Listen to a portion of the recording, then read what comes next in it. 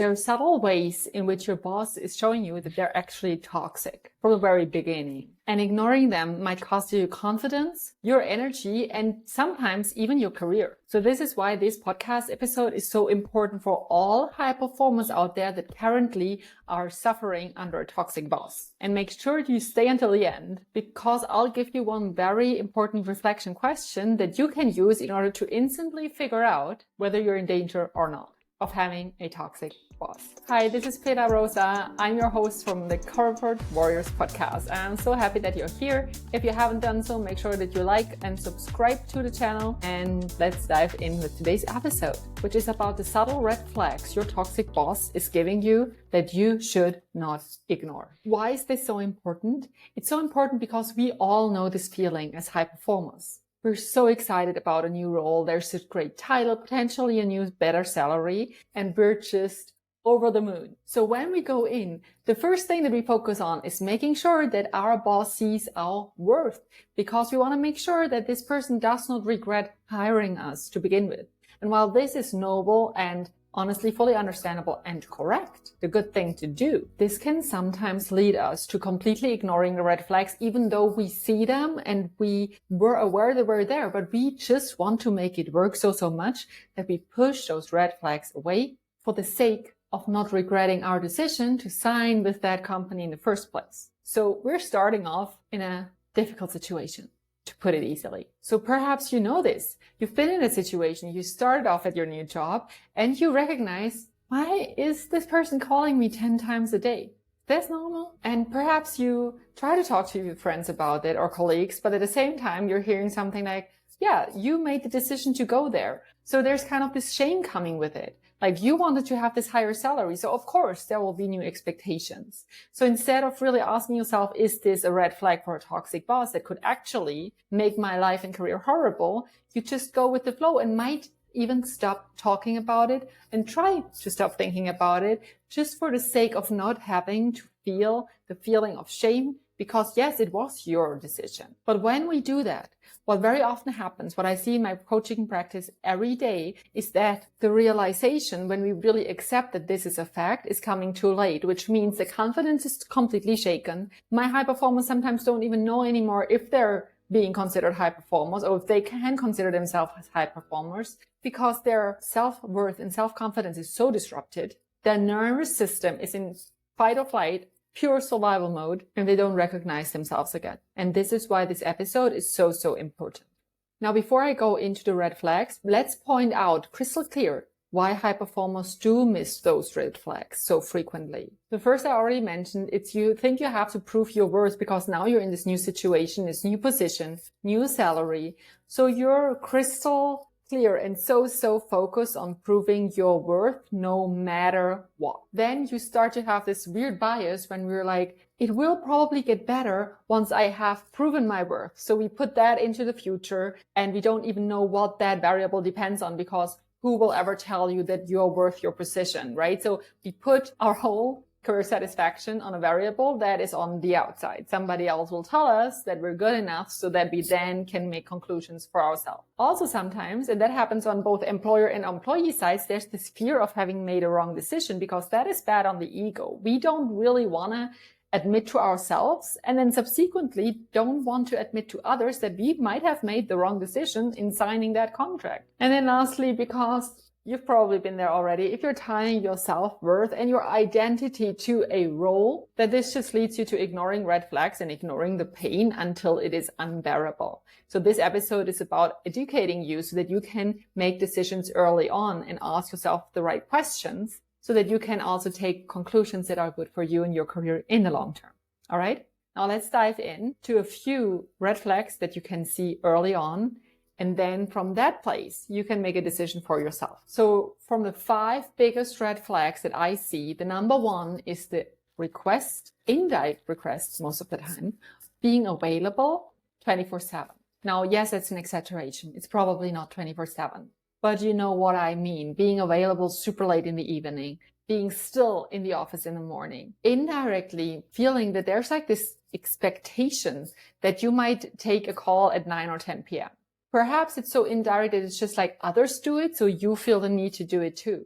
But instead of seeing that as what it is, it's the pressure that comes in a toxic workplace and the peer pressure that comes with it too. So you might justify it, oh, it's just one more thing. Oh, I'm just doing those emails on the weekend. Oh, I'm just doing that. So sometimes it's subtle, but it still is what it is. So take a good look at yourself. Are you feeling the constant need of being available? Because this is kind of the culture. Then that might be a red flag. Number 2 is a very obvious red flag, but I do need to point it out because it happens so much more often than you might imagine. It's screaming and humiliating people. It is crazy how often that happens. Like, you would not believe what kind of stories people tell me. So instead of asking yourself, is this normal? We do normalize the yelling. We're like, this person is under so much pressure as well, right? I wouldn't want to be in their shoes anyways. And while I get it, like part of me gets it, this is not normal and definitely a red flag. And even if it's not yelling, even if it's humiliation, even if it's the sarcastic remarks in meetings, the putting people down in front of others, this is actually tampering and playing with your self-worth. So if it's happening to yourself or to others, doesn't really matter. It is a sign of a toxic boss. Then the third one is one that is often disputed. It's like over control, micromanaging.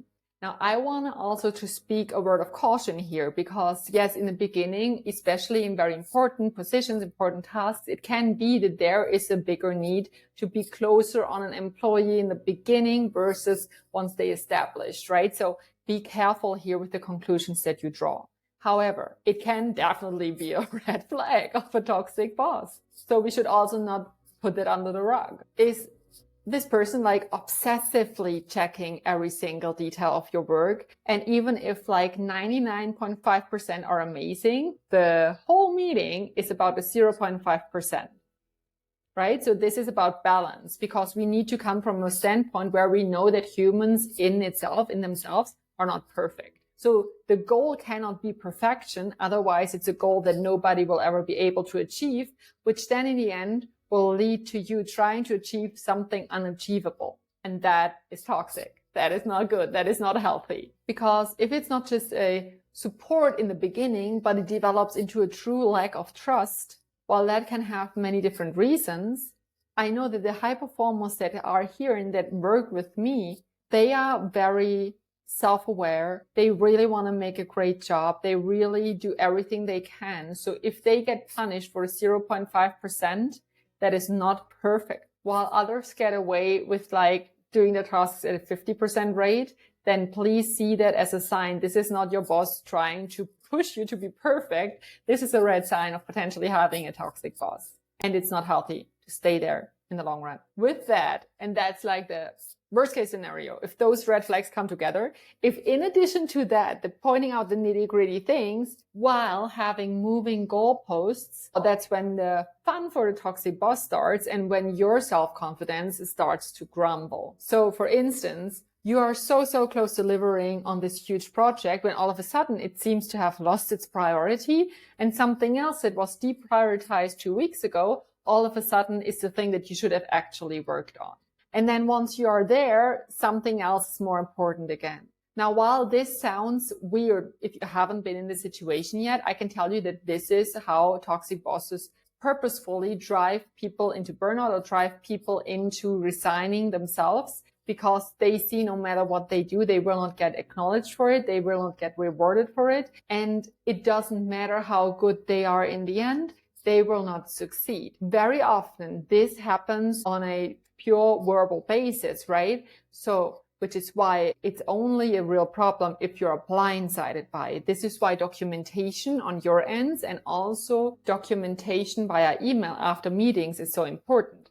So if you think you might be subject to a toxic boss, it's so important that you document what's going on because as high performers, we tend, since we want to prove our self-worth, we tend to always question ourselves first. And while that is very noble for you to do, this is definitely what a toxic boss might abuse in order for you to question yourself, instead of understanding the system that you're in. So documentation is a crucial part for yourself and potentially for HR later in case there's a case to be made. So document on your side what's going on in a very neutral manner. I also have an SOS toolkit where I explain that in one section more in detail how you can do it.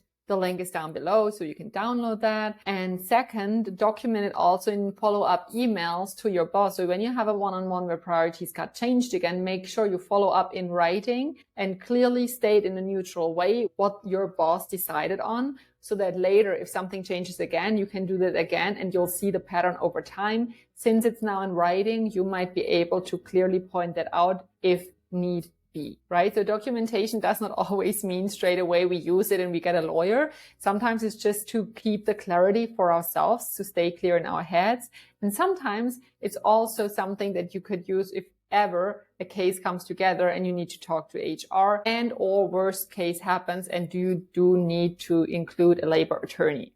Okay, so there's multiple layers to that. First and foremost, I want you to stay crystal clear about what's going on so that you can make the right decision for yourself. And now the red flag number 5, it's like this disrespect for boundaries, nearly making feeling bad if they ever do set a boundary. And this goes hand in hand with everything else, right? Because the whole system the toxic boss sets up doesn't work if healthy boundaries were in place. So this is like one of the baseline things for a healthy workplace that the toxic boss will try to erode. So is it okay to take PTO, or do you really feel like you get really bad conscience made by your boss if you ask for your PTO to be taken, right? Is this an easy, normal, natural process, or is this a process where you're like, I don't want to ask, but I feel like I have to and I want to, but I don't want to because yeah, that's a red flag. Are you interrupted in your PTO? That is a red flag too. Now I know that like sometimes things happen, but is it a pattern? Are you constantly being interrupted in your PTO? Then it's not PTO anymore, right? So take a good look at that. Document these things so you can become aware of patterns when they occur. Are you basically unable to have a private life ever since you started that job, or even made feel bad if you have to leave because, I don't know, you're having a date night? That's not normal. In a normal modern job, you should be able to manage your own work so that yes, you can get your stuff done and still have a private life. Now, that doesn't mean that, you know, in your realm where you're working, you can leave, have like this 9 to 5 kind of situation. That is actually really rare when you're further up the corporate ladder. However, you should still be able to maintain a minimum of a private life, right? Otherwise, there is something off. So if your child is sick and you have to pick it up and you feel the heaviness around that, and your boss might even start making fun of that or not taking it seriously or whatever it is, recognize it, document it so that you can understand what's going on in the long run. Those are no red flags that if they happen once, you can just straight away jump to the conclusion that everything is toxic here. But those are things that you need to be aware of over a certain amount of time. You give yourself a time period while you're watching, observing, acknowledging what's going on, and then you make a decision from that point. So in order to get in a quick reality check, here are some reflection prompts for yourself. And the first one is one of my favorite ones. If my best friend told me about this kind of behavior in the workplace, would you advise him to stay or to leave? That's very powerful because we're really hard on ourselves as high performers, but we are good people. So we have an easier time thinking about it from a third person perspective. So ask yourself this, okay? Make it serious. Would you advise your best friend, if this person was in a similar situation, to stay or to leave? Then the second question, what is actually the real cost of staying? If I stay in this situation the same way it is right now, nothing changes, and I stay there 6 more months or 12 more months, what will happen? Like, take a look into that future. I know it's scary sometimes, but that's why you need to do it now. So then you don't actually have to live that future. Because if you do that 12 more months, you're being emotionally and physically exhausted, potentially even in a place where you're happy to be sick because you can take some days off.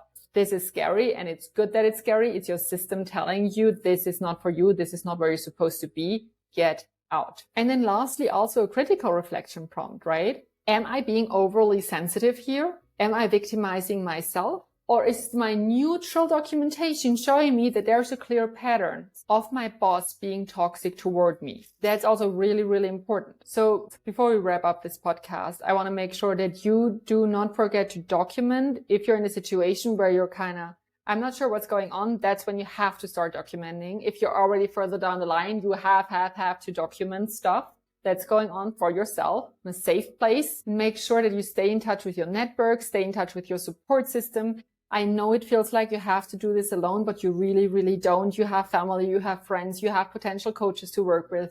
There are so many people out there rooting for you, wanting to help you, but you need to be able to talk about these things without feeling like a failure. And you need to be able to open up to your support network for them to be able to support you. Okay. So please, please don't think that you have to figure it out all on your own. You are supported, because if you don't, honestly, you're just supporting a toxic system. And I know you don't want this. So make sure that you protect yourself first. So to wrap this up, please take this serious. Red flags are to be mirrored. Red flags are to be documented, are to be taken into consideration, because what usually happens, and I say usually because not every toxic workplace is exactly the same, but very often they accumulate over time. So instead of it getting better, you might just adapt to them and think, oh, my new normal is not to have free time.